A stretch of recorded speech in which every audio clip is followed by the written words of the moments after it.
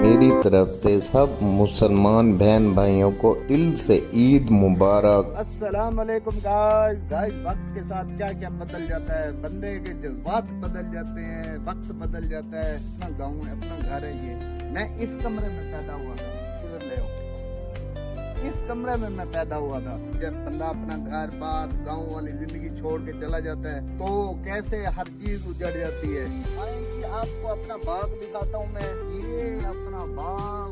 वो बंदा मिट्टी नहीं लगने देता, जाना इस मिट्टी में है। देखे कहाँ मैं पैदा हुआ, अब मुल्तान शहर में। तो इधर बहुत काम आना हो। 13 अप्रैल को बैसाखी होती है, उस पे हाथ लग जाता है गंदम को। गंदम अब बिल्कुल गोल्डन कलर की हो गई है।